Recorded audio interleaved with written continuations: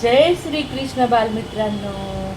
आपण कृष्णाच्या छान छान गोष्टी बघतो आहे, जीवन बघतो आहे. केवढं उत्साही आणि केवढं प्रेरणादायक असं हे चरित्र आहे. हे चरित्र आपण जेवढं ऐकू, जेवढं वाचू, तेवढं आपल्याला खूप उत्साह मिळणार आहे. आपल्यामधली निगेटिव्हिटी जाऊन आपल्यामध्ये पॉझिटिव्हिटी येणार आहे.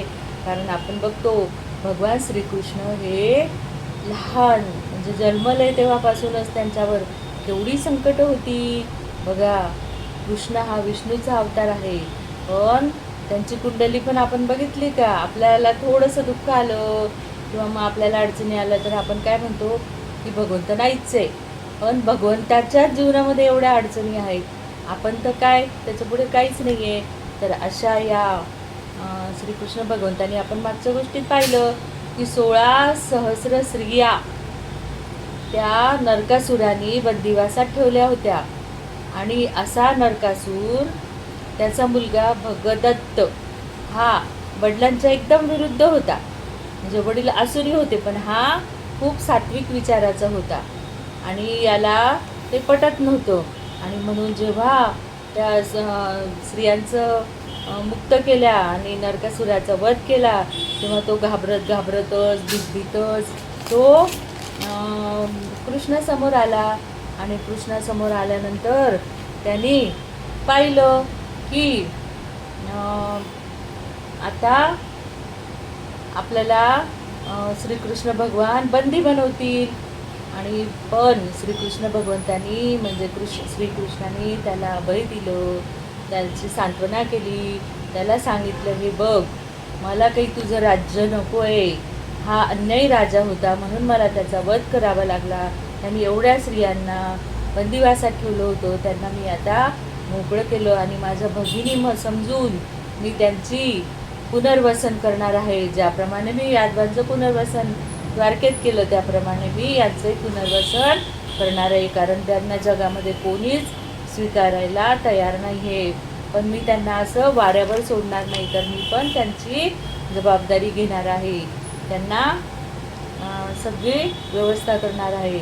आणि तू आजच्या आज, कारण असुर लोकांमध्ये काही सुतक नसतं, तर आजच्या आज त्याचा राज्याभिषेक करायला केला त्यांच्या पद्धतीचा. आणि त्यांनी पण भगदत्तांनी पण श्रीकृष्णाला खूप भरपूर देणगी म्हणून घोडे, हत्ती, गाई, सोनं नाणं असं कितीतरी दिलं. म्हणजे त्या 16 सहस्र नारीसोबत पण हे सर्व लक्ष्मी कुठे गेली? द्वारकेला. आणि या सगळ्यांची व्यवस्था कोणी केली? तर रुक्मिणीने. त्यांचे सगळं पुनर्वसनाचं काम तिने बघितलं. असा हा श्रीकृष्ण भगवान कधी विसरू शकणार नव्हते. उद्धव भाऊजी आणि मामा तर नाहीच नाही. तर अशा कारागृहातून त्याला सोडवून आणि त्याच्यावर राज्याभिषेक करून, म्हणून मग द्वारकाधीश श्रीकृष्ण महाराज जयस्तु जयस्तु हजारो लोकांच्या मुखातून जयस्तु हा शब्द गरजू लागला. आणि त्याच्यानंतर धैर्याने पुढे आलेली तीच सर्वात तरुण स्त्री म्हणाली, महाराज आम्ही सर्वजणी आपल्या कधी न फिरता येणाऱ्या ऋणात आहोत. आम्हाला कल्पनेतही नसलेली मुक्तीचा प्रकाश आपण दिला आहे. आम्हाला कुठेही जाण्याची मोकळीक उदार हृदयानं आपण दिली आहे, पण ती अडखडली. कसं बोलावं तेच तिला कळेना. पण काय न अडखडता निर्धारानं बोल, घाबरू नको. स्त्रीने तिला धीर दिला. तसा आवळा गिळून अवसान घेत ती म्हणाली, आमच्यातल्या काही इथल्या या नगरातल्याच प्रागज्योतिषपुरातल्याच आहेत. आपण मुक्ती देताच त्या मोठ्या आनंदानं धावत आपापल्या घरी गेल्या. पण ती पुन्हा थांबली. पण काय? बोल. स्त्रीच्या कपाळी कधी न दिसणारी एक सूक्ष्म आळी आली. पण आम्हाला घरात कोणीच स्वीकारलं नाही. आणि म्हणून मग त्यांच्या उदरनिर्वाहाची जबाबदारी कृष्णाने घेतली. भगदत्त सर्वांसमक्ष स्त्रीच्या चरणाजवळ विरासनात बसला. मस्तकीचा किरीट उतरवून त्यानं तो त्याच्या चरणाशेजारी नम्र भावाने ठेवला आणि आपलं भारावलेलं मस्तक कृतज्ञ भावानं श्रींच्या चरणावर ठेवलं. प्रेम योग हा जीवन योग मानणाऱ्या श्रींनी एका हातात किरीट उचलत दुसऱ्या हातानं त्यालाही वर उठतं केलं. हातचा किरीट पुन्हा त्याच्या मस्तकी ठेवून त्याला दृढ आलिंगन घेतलं. भगदत्ताच्या अमात्यानं पुढे होत दोन्ही हात उंचावून जमलेल्या स्त्री पुरुषांना शांतविलं. ते म्हणाले, आता भगवान श्रीकृष्ण महाराज आमच्या नव्या महाराजांना आशीर्वाद देतील. आणि मग कामरूप जनपदाच्या स्त्री पुरुष बंधू भगिनींनो, आजपासून या असुरश्रेष्ठ भगदत्ताला तुमचा नूतन राजा म्हणून मी घोषित करतो आहे. त्याच्या पित्यानं कसं अनाचारी निर्दय राज्य केलं हे अनुभवानं तुम्ही चांगलंच जाणता. माझा विश्वास आहे तो पूर्णतः चुकीचा मार्ग तुमचा हा नवा राजा कधीच हाताळणार नाही. आणि असा त्याला भगदत्ताला मी पुत्रवत मानतो. त्याच्या पित्यानं नरकासुरानं माणुसकीला काळिमा फासणारं जे पापकृत्य केले आहे ते निस्तरण्याचं उत्तरदायित्व ही त्यासाठीच या क्षणापासून मी विचारपूर्वक आनंदानं स्वीकारतो आहे. नरकासुरानं बलाने कारागृहात कोंडलेल्या अगणित अत्याचारांना बळी घातलेल्या ह्या सहस्रावधी आर्य स्त्रिया मी आणि माझ्या यादवांनी मुक्त केल्या. मला समजलं त्यांचा पुन्हा स्वीकार करायला अंधप्रथेनं ग्रासलेला कठोर समाज तयार नाही. त्यांना तो भ्रष्ट, पतित व कलंकित मानतो. यात त्या स्त्रियांची काय चूक आहे? काहीही नाही. वास्तव मी द्वारकेच्या वसुदेव महाराजांचा पुत्र, वृष्णी अंध कुलोत्पन्न श्रीकृष्ण त्या सर्वांना या क्षणी प्रगट अभय घोषित करतो आहे.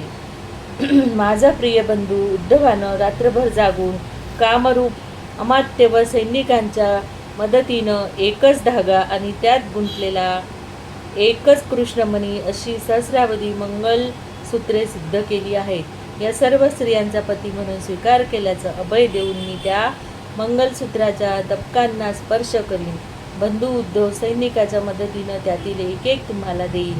ते कंठी धारण करून या समस्त आर्यवर्तातून कुठेही नि कुणालाही तुम्ही उन्नत मानेनं निर्भयपणे सांगावं की मी द्वारकाधीश श्रीकृष्ण महाराजांची पत्नी आहे. असा त्यांना सन्मान दिला कृष्ण भगवंतांनी. आणि नंतर मग प्रतीक्षा करत होते श्रींच्या प्रत्यक्ष दर्शनाची. भामेच्या वार्ता ऐकून तर आणि मग भगिनी म्हणून मी स्वागत केलंच होतं. आता या सहस्रावधी स्त्रियांचं पण तिने स्वागत केलेलं आहे आपल्याला. त्याच्यानंतर मग त्यांना असं वाटलं की आता आपण एवढं कार्य केलं आहे, पण आता आपण अमरनाथाला म्हणजे हिमालयात जावं आणि हिमालयात जाऊन आपण शिवशंकराचं जे बर्फाच्छादित अमरधामाचं जे शिवलिंग आहे त्याचं दर्शन घ्यावं म्हणून ते तिथून निघाले अमरधामला जाण्यासाठी.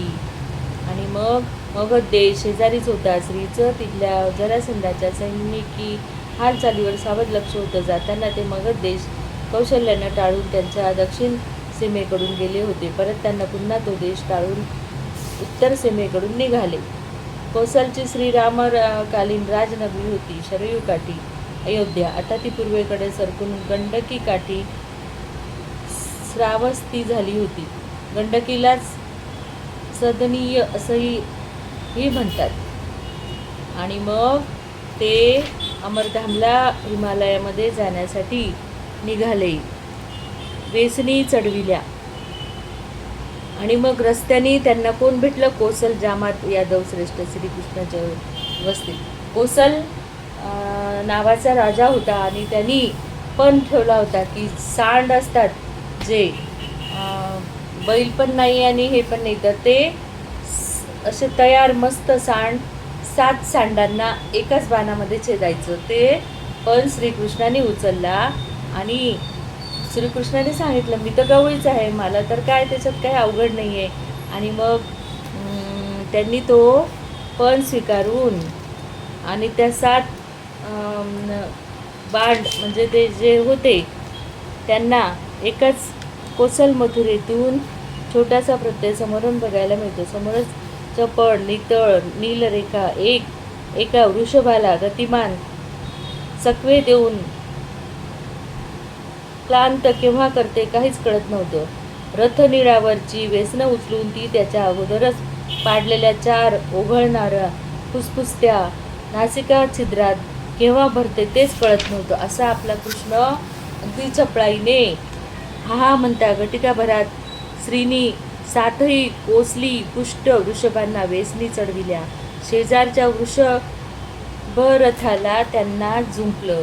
क्रीडांगणाला एक भरधाव फेर घातला.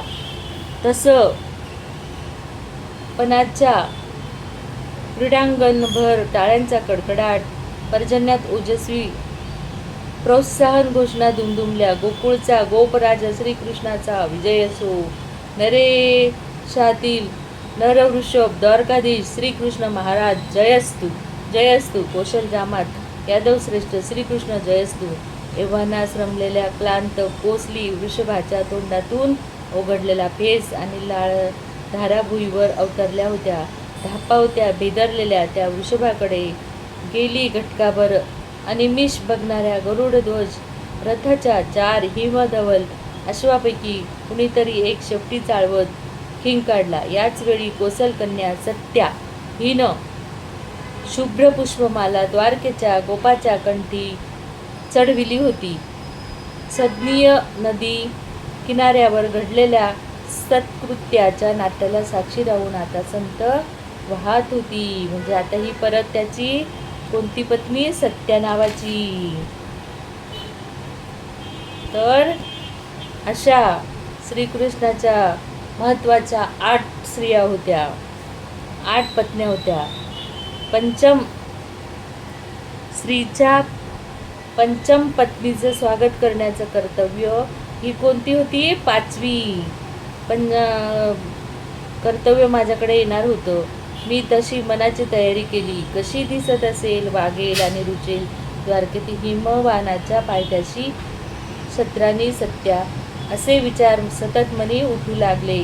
यात काही दिवस गेले. एके दिवशी एकाएकी शुद्धांश महाद्वाराच्या स्वागताच्या वाद्यकक्षात मला परिचित भेरी, तुताऱ्या, नगाऱ्या यांच्या पाठोपाठ कितीतरी बासऱ्यांची विशिष्ट लय उठली. ही लय केवळ राणी वंशातील स्त्रीच्या पत्नी मंडळासाठी होती. तिथल्या प्रमुखाला सूचना देऊन मी चटकन ओळखू यावी यासाठी त्यात विपुल बासरी वादकांची आता हेतुता योजना करून घेतली होती. आज तर ही लय क्षणभरही न थांबता विरोध आणि चढ्यासोड्यात ऐकू येऊ लागली. मी ताडलं, सत्या आली आहे. राणी वर्षाच्या दीपातून जांबवंती हे सगळ्यांनी तिचं मग स्वागत केलं. महाराणी मी खूप आटापिटा केला. पडतील ते श्रम कष्ट न कुरकुरता झेलेन, पण मला अमरनाथाला जायचंच आहे. बरोबर घेऊन चला. पण काय सांगू तुला ताई, त्यांनी माझ्यासमोर अधिक काहीच न बोलता नित्याचं कृष्ण जाळं टाकलं. म्हणाले, भामे तुझी इच्छाच दिसत नाही. मी हिमलिंग दर्शन करावं अशी मी तिकडे जायचा विचारच रहित करून टाकतो. झालं. पण एक वाटतं, त्यांनी विचार रहित केलाय म्हणताच मी गोंधळले. तरी निर्धारानं विचारलं, पण वाटतं म्हणता ते काय?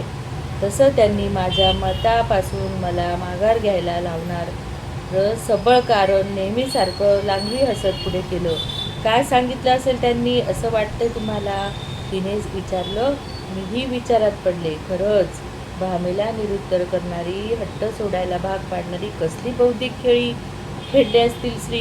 काही वेळा न चुटकी वाजवून स्वतःशीच बोलल्यासारखं मी म्हणाले, मी सांगते तुला भामे, ते म्हणाले असतील हेच. मी रुक्मिणीला सांगितलं असतं तर तिने पटकन मानलं असतं. एवढे आडवेळे कधीच घेतले नसते. माझंच चुकलं. तू रुक्मिणी नाहीस हे कळायला हवं होतं मला. ते ऐकून भामेनं आपले काजळ भरलेले विशाल नेत्र आश्चर्यानं केवढे तरी विस्फारले. माझ्या दोन्ही भुजा गच्च पकडून ती आश्चर्यानं किंचाळत म्हणाली, अगं रुक्मिणी ताई, अगदी हेच म्हणाले ते, आणि तेही याच शब्दात. अक्षराचंही अंतर नाही तुम्हा दोघांच्या शब्दात. तू कसं काय अचूक काढलंस हे? मी नुसतीच हसले. मग मी तिच्याशी ती द्वारकेतून निघाल्यापासून परतेपर्यंतच्या नाना घटनावर मनसोक्त बोलत राहिले. हे बोलणं चालू असतानाच मला अंतरंगात खोलवर जाणवून गेलं की श्रींना यादवात सर्वात प्राणप्रिय आहेत ते केवळ उद्धव भाऊजी. त्यांनी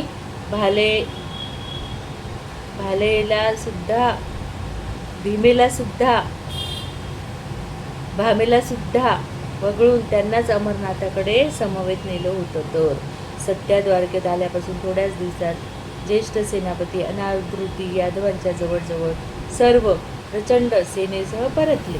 भगदत्तांना दिलेले 20,000 हत्ती, 40,000 हत्तीनी, 18,000 अश्व आणि 18,000 दुभत्या गायी ह्या प्रचंड पशुमेळ यांनी सुखरूप एवढ्या लांबवर आणला होता.